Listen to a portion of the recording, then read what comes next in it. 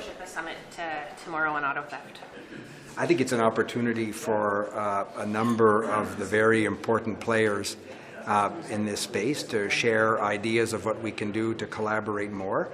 I've seen a list of some of the people who are participating, chiefs of police of some of the biggest cities in Canada, provincial police forces, the automobile industry, the insurance industry, my provincial colleagues from Ontario and Quebec and a number of others, mayors. The mayor of Montreal is going to be with us, the mayor of Laval, and their police services. So I think it's an opportunity. I'm, of course, going with the RCMP Commissioner, the President of the Canadian Border Services, the President of the Port de Montréal, the Montreal Port will be there.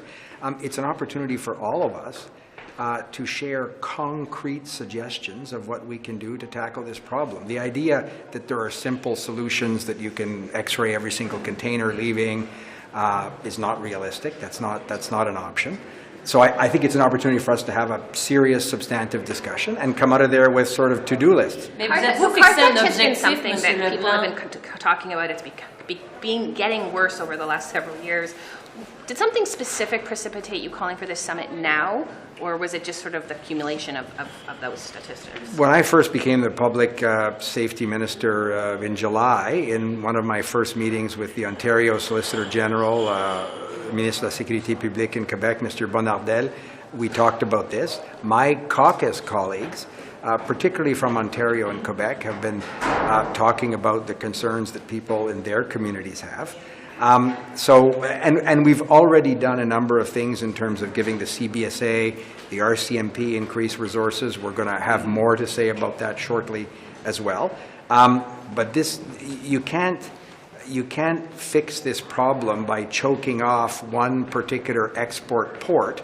These cars are not being stolen at the Port of Montreal. They're being stolen in cities big and small across the country, so we need local police forces, provincial police forces with the RCMP, everybody working together, with concrete suggestions of what we can do in a more efficient and effective way. So I'm very optimistic about the discussion tomorrow. Êtes-vous fixer des limites très précises pour ce sommet-là? Est-ce qu'il y a des choses que vous voulez voir accomplir? Écoutez, moi je suis très encouragé par la participation, par exemple, du Québec. La mairesse de Montréal sera avec nous, le maire de Laval, le directeur Fadi Daguerre, le directeur des services de police de Montréal, M. Bonnardel, c'est sûr, la directrice générale de la Sûreté de Québec, le directeur des services de police de Gatineau. Moi, je suis très encouragé, évidemment, la PDG du Port de Montréal sera là. C'est une occasion pour nous de comprendre le contexte à Montréal, comme à Toronto, comme à Brampton. Le maire de Brampton sera avec nous demain.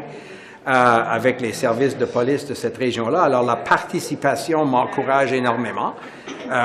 Comme j'ai dit, la GRC ne patrouille pas les rues de la ville de Montréal, ni à Brampton, en Ontario, ni à Toronto. Ils coordonnent beaucoup, ils participent à des groupes mixtes de policiers en termes du crime organisé. On va investir davantage dans les services frontaliers. Moi, j'aurai quelque chose à dire, j'espère, bientôt là-dessus. Alors moi, je suis tout à fait encouragé qu'on va sortir de là avec des pistes de solutions concrètes parce qu'on va partager les meilleures idées, y compris avec les compagnies d'assurance. Équité sera là avec nous demain. C'est les compagnies d'assurance et les manufacturiers des voitures qui ont des idées aussi. Alors moi, je suis tout à fait optimiste. Qu'est-ce que vous répondez, M. Leblanc? I think to the question of my colleague here, Cameron Ortis. Can we just finish 14 years. Can we just finish on cars, or? As long as you comment on Cameron Ortis. So you guys decide. I'm just trying to be helpful here. I just want to be helpful. So that sentence go far enough. I won't triage between journalists that are jumping between subjects. That would be terrible. So, how do you feel about Marie, go ahead. How do you feel about Mr. Ortis's sentence? Is it 14 years? No, I'm not going to comment on a specific sentence that a court imposes. These are obviously subject potentially to appeals. What I will say is that the charges and the convictions were extremely serious. That a jury came back with these convictions says something, I think, very effective about our justice system that can hold to account those that decide to breach some of the most fundamental obligations they have. So we have confidence that the court system handled this case appropriately, and we'll leave the comment to defense lawyers and prosecutors as to the sentence. We think the court system and the police investigative system in this particular case worked very well. Sur les vols de voiture, sur les vols de... Bonjour. Sur les vols de... Oui, ça va, vous? Très bien, merci. Très bien. Merci. Sur les vols de voiture, je vais vous faire répéter un petit peu, mais qu'est-ce que vous répondez aux solutions prônées par M. Poilievre? Et deuxièmement, qu'est-ce qui est si long pour en arriver à une solution fédérale ou coordonnée, comme vous dites? Qu'est-ce qui est si long pour se coordonner entre la GRC, la police locale et les frontières? Bien, ce travail-là se fait déjà.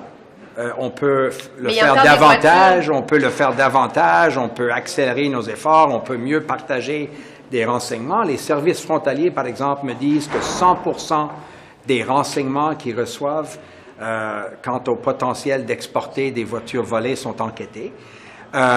C'est un contexte compliqué. Il n'y a pas de solution fédérale uniquement dans les mains du gouvernement du Canada, parce que ces voitures-là ne se font pas voler au port de Montréal. Les GRC ne patrouillent pas les rues de la ville de Montréal comme à Gatineau, comme à Toronto, mais la GRC est très présente en travaillant avec les corps policiers pour la lutte contre le crime organisé. Nous autres, on va investir davantage dans les effectifs des services frontaliers et dans des technologies appropriées. L'idée qu'il y a une solution simpliste, que tous les containers peuvent passer à un rayon X pour voir exactement qu'est-ce qui est dans ces boîtes métal-là, on me dit que c'est pas du tout si simple que ça. J'ai hâte à entendre les experts demain. Moi aussi, j'ai été député d'opposition. Il ne faut pas être très précis. On peut lancer des idées qui ne sont pas tout à fait précises et passer à un autre sujet. Moi, je vais demander des questions demain de ces experts-là en technologie, des services frontaliers. Est-ce qu'on peut investir davantage dans des scanners? C'est sûr qu'on va le faire. Quand j'ai posé ces questions-là il y a 2-3 mois, on m'a dit qu'il n'y a pas de solution magique.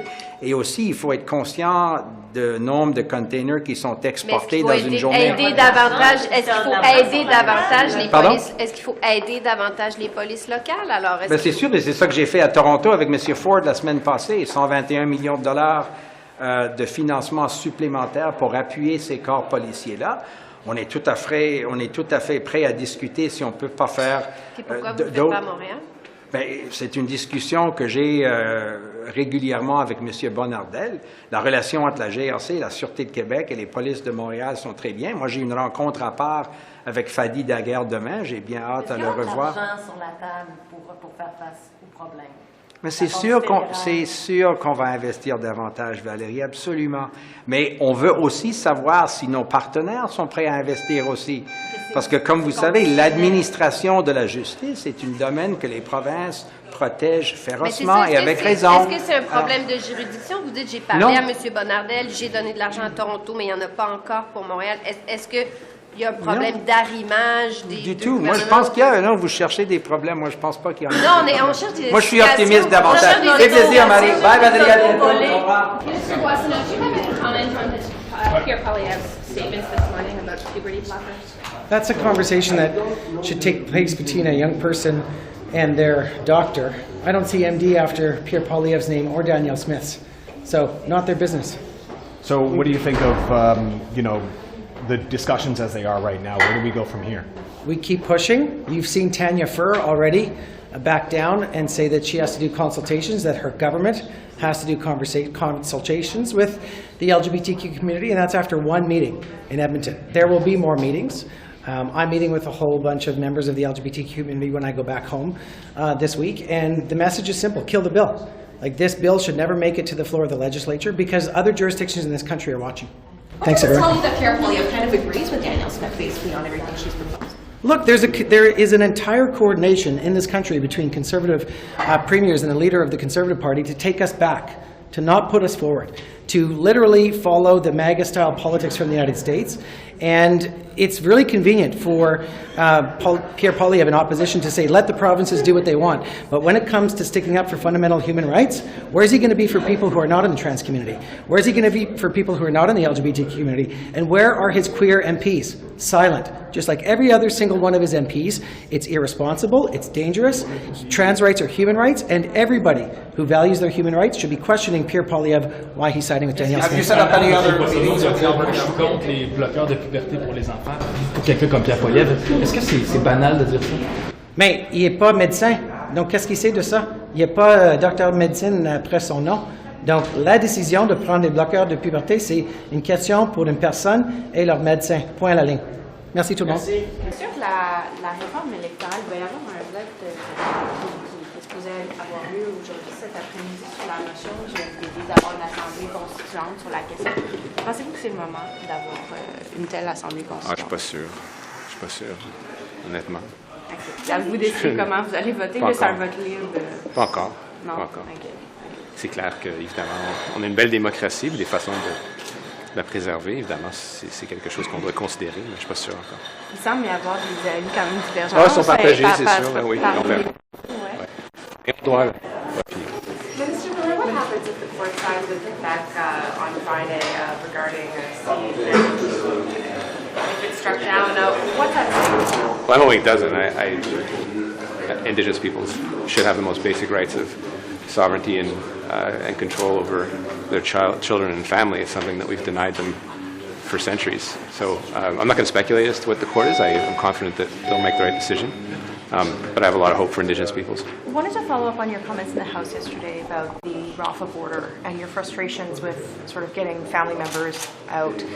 Can you give me a sense of how many people have been pre-approved so far and what the challenges are? Well, we have an initial list. Local authorities need to help us get people through the Rafa border crossing. Canada doesn't control that.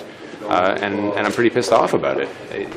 We've made a pretty broad program for people that have relatives in Canada. It is unique, so perhaps there is some trepidation by people on the ground as to whether to let these folks out, but it's a humanitarian gesture, and it's immensely frustrating for me. I still think we have,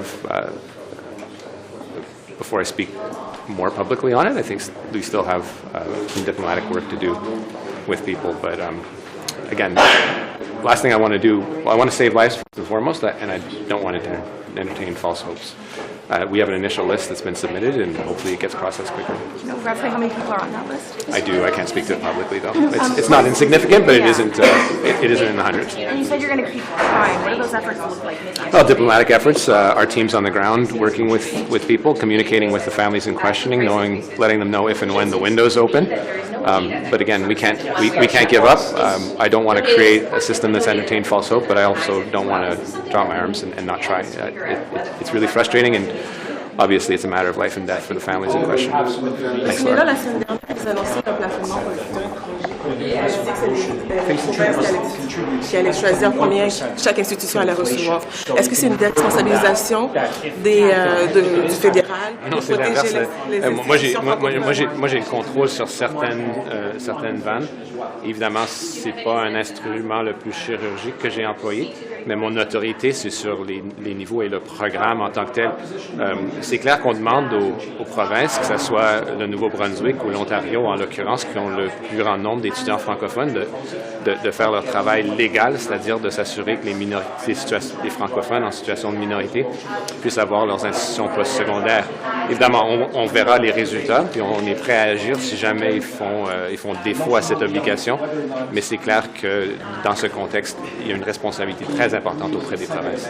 OK, mais c'est quoi faire défaut de ces applications-là? On verra en temps et lieu, là, c'est aux provinces d'agir, en l'occurrence le Nouveau-Brunswick, puis surtout l'Ontario. Mais les institutions francophones, ils demandent d'avoir un peu plus de support du fédéral. Qu'est-ce que vous leur répondez à Mais c'est clair que les institutions doivent être robustes. Vous savez que les institutions postsecondaires sont entièrement régies par les provinces. On demande aux provinces de faire leur travail. On verra en temps et lieu, mais c'est clair que le gouvernement fédéral va s'assurer que ces programmes puissent persister. Le défi dans tout ça, c'est qu'il y a eu beaucoup de programmes postsecondaires qui ont fait de l'argent sur le dos des étudiants à l'international. Alors, on voit l'effet pervers que ça a créé, et c'était le moment du fédéral d'agir. Il n'y a pas de solution facile. Sur les vols de voitures, est-ce qu'il y aura des actions concrètes? Vous avez l'Ontario, entre autres, ce matin, qui vous a écrit une lettre à vous et M. Leblanc, demandé davantage de surveillance dans le port. Il y en a qui disent que ça risque d'être plus un festival de blabla. Est-ce qu'il y aura des gestes concrets? Bien, c'est ce qui va découler de ça. On s'attend à des gestes concrets, des solutions concrètes. Vous savez, je dis toujours, la meilleure façon qu'un véhicule ne se retrouve pas au port, c'est qu'il ne se fasse pas voler. Donc, la police a un rôle à jouer.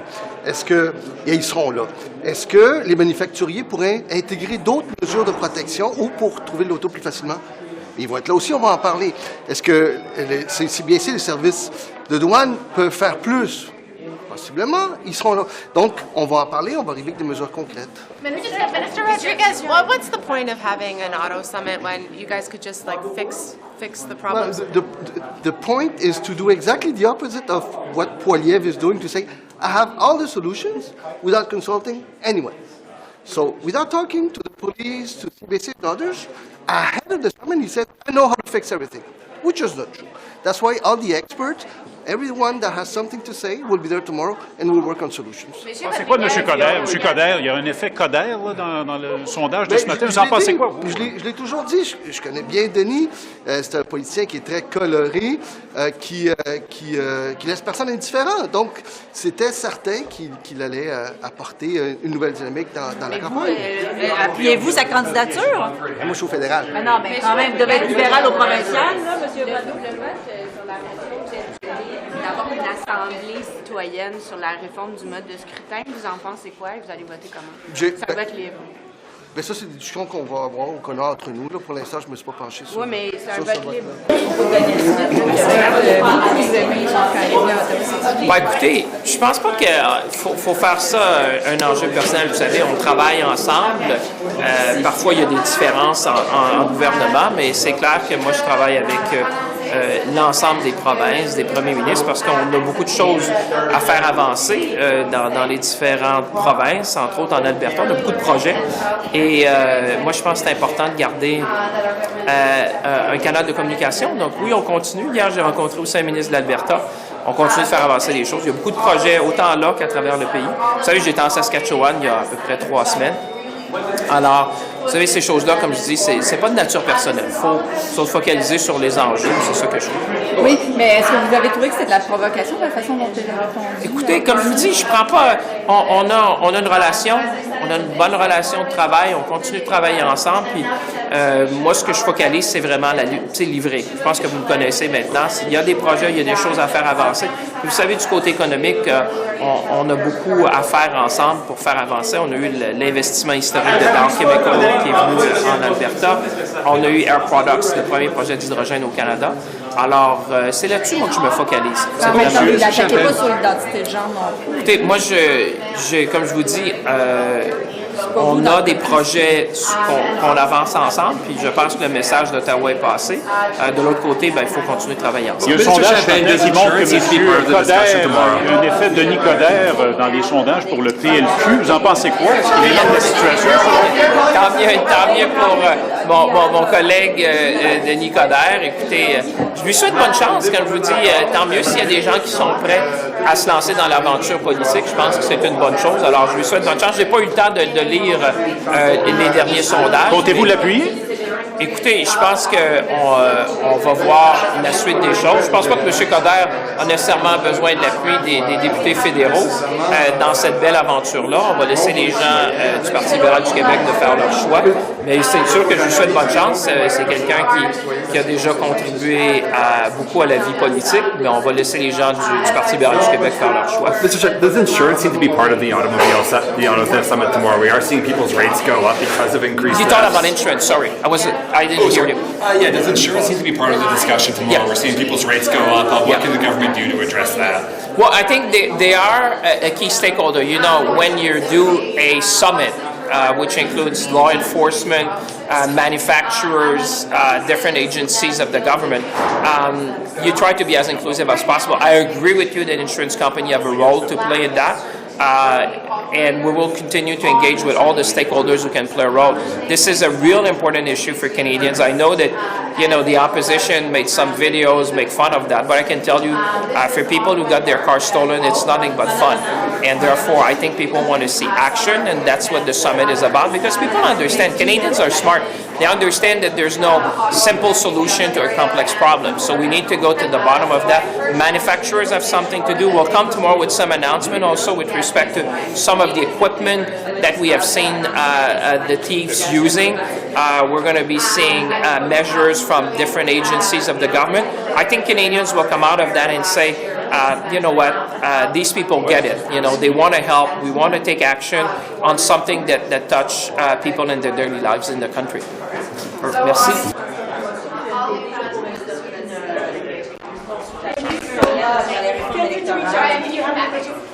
Intéressant.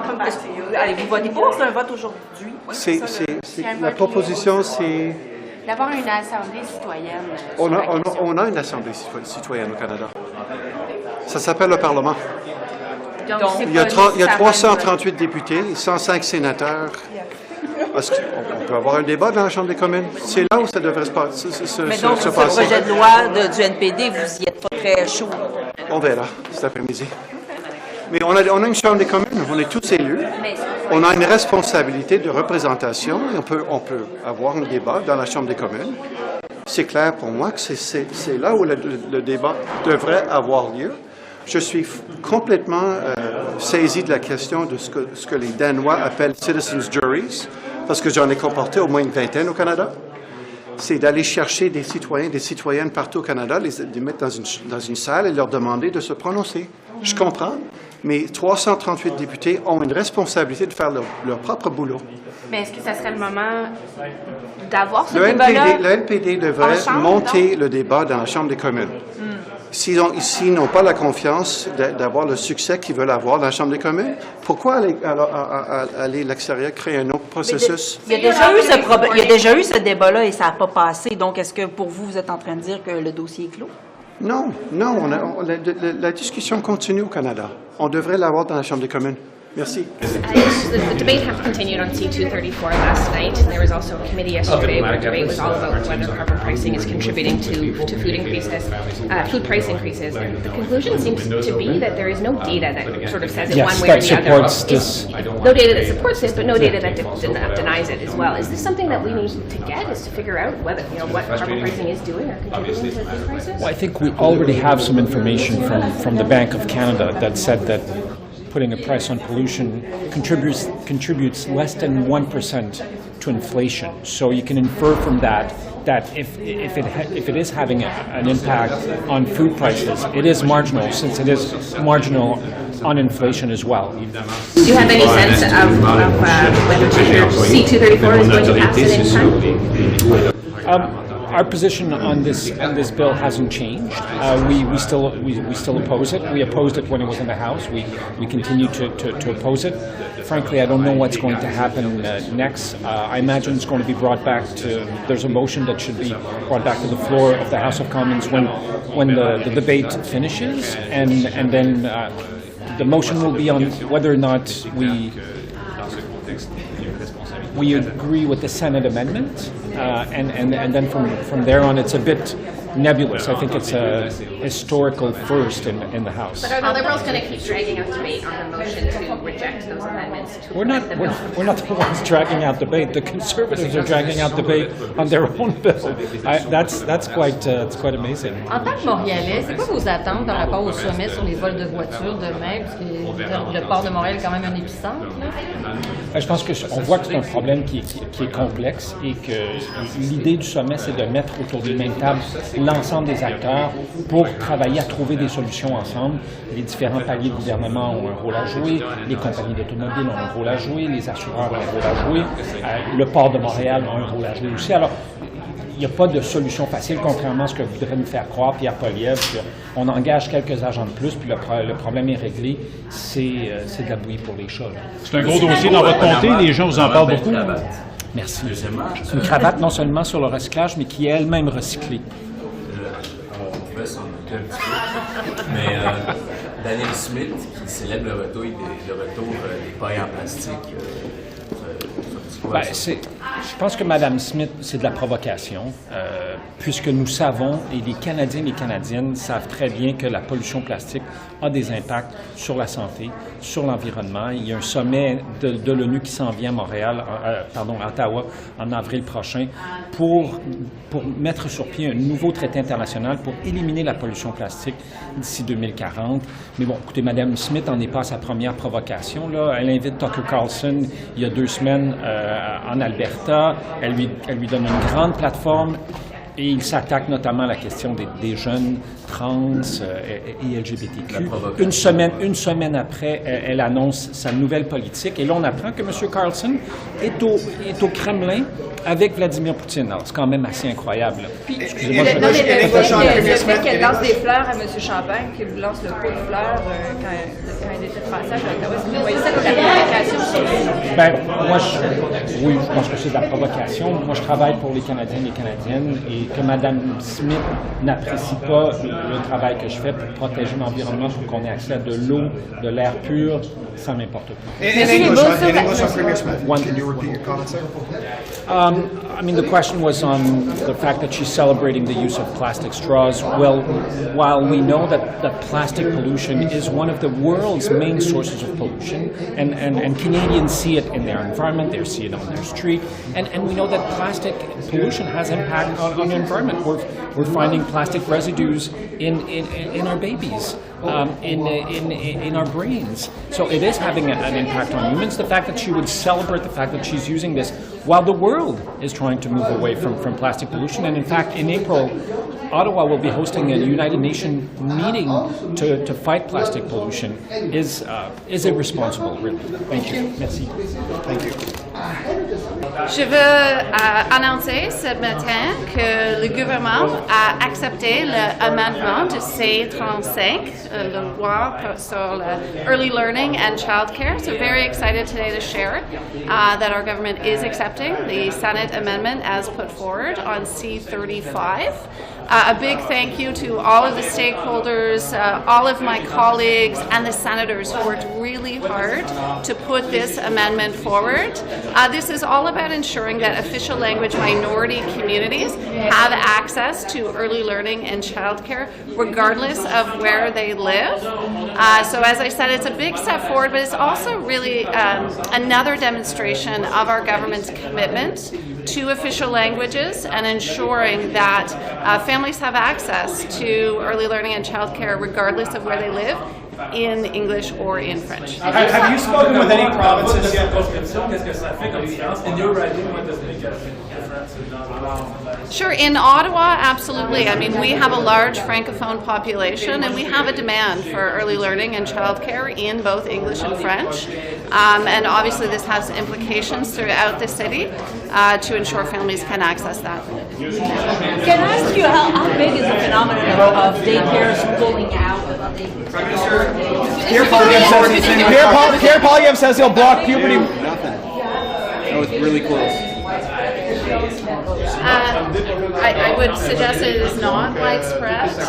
We have had phenomenal success across the country in enrollment rates of the provinces and territories of operators into the Canada-wide early learning and childcare program.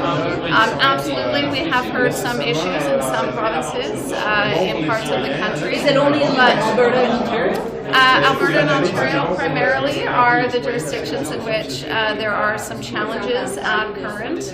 As I've said over the last few weeks, I think it's important that these provinces work with the operators to ensure that they can get a funding formula that works and continue to engage. So how do you explain that? How do you explain this? What's happening in Alberta? Well, quite simply, obviously through our agreements, we fund these provinces, and then the provinces then deal with the operators themselves. Right now, one of the big issues in both of those provinces is lack of certainty from the operators on the funding formula. So how much they can expect to be reimbursed as they roll out the program within their centres. This is ongoing work that all provinces are required to do. Some are further advanced than others, but this remains a challenge in particularly Ontario and Alberta. So I encourage them to make sure that they continue to work with operators to get this right. Have you got any concerns that those provinces are not spending the money that you gave them on childcare? I do, absolutely. Particularly I would say in Alberta, where last year they spent half of the funding that was allocated, that was sent to them for this program for the Canada-wide Early Learning and Childcare Program. So obviously, you know, the dollars are there. We have made a commitment to all provinces and territories, and we expect to continue to work with them to ensure it's successful. Will you be clawing back any money if they're not using those funds? There are certainly, you know, clauses within our agreements and metrics within our agreements that the provinces and territories are expected to meet, and there are consequences when they do not. So what's the consequence? Can they just say we'll spend it next year, or they have to return the money to Ottawa? It varies depending on the circumstance. As I said, there's various clauses and various expectations, and that will vary from province to province. Each agreement is unique. But it is an ongoing dialogue. But was there a reimbursement so far from Alberta? Reimbursement? Have they given the money back? Half of money that they didn't spend. At this point, it is an ongoing discussion, so I'll leave it at that. Did you have any conversations with the Alberta ministers or the Premier when they were here earlier this week? I did not speak personally with the Premier. I've spoken with the Minister in Alberta. Ongoing dialogue. There's certainly issues that need to be worked out, but I'm encouraged by them. To be clear, you've spoken to him about this? With the province? Myself, I have not spoken recently with Minister Lecce, but I know my team is engaged. Do you believe Ontario is respecting the deal? Do you believe Ontario right now, since they signed the agreement, they're respecting the deal they have? To date, Ontario is certainly engaged, I will say that much. There are issues that need to be worked out.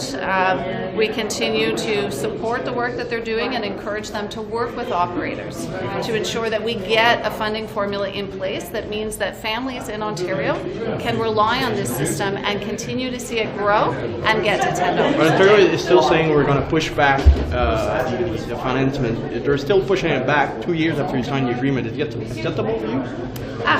You know, I think each province and territory will do as they choose. The other province doesn't have a problem to do it. Ontario is taking time. They get 2 years later. They're still saying, no, we're not going to do a financement. It's going to be another year or two. They said that, I think, back in November. Yeah, I will point out Ontario was the last province to sign.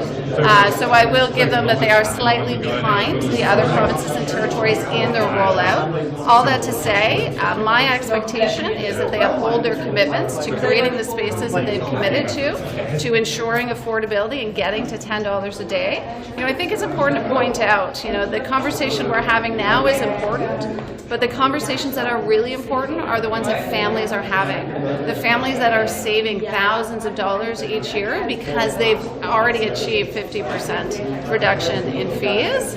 So, you know, there's two sides of this discussion. Each are equally important, but I think it's important to remember the impact this is having for families. As Minister for Families, have you engaged with Alberta, Saskatchewan, and New Brunswick at all about their trans policies that they've been putting in place? I'll leave that to the minister that's been engaging and responsible. Thank you very so much. Thank you. Feel free to reach out to me if you have any questions. Absolutely. Yeah, I'll come back to you. No, yeah, so I did get an update. The teams are moving now. I have a little bit of concerns about Pictou County. They've also had a significant snowfall as well, so we're looking at, they need some support on personnel. So I sent a message to the team to look at Team Rubicon, because they have people on standby. But it's up to the province of using those various resources. Any help? I haven't, so I have been talking to actually Minister McCauley, who sits right next to me in the House. There has been significant snowfall, but no request has been made that is needed. Also, just want to let you know that the 200 personnel at the Coast Guard Center who are doing training have also been offered up to provide support as well. Okay, thank you.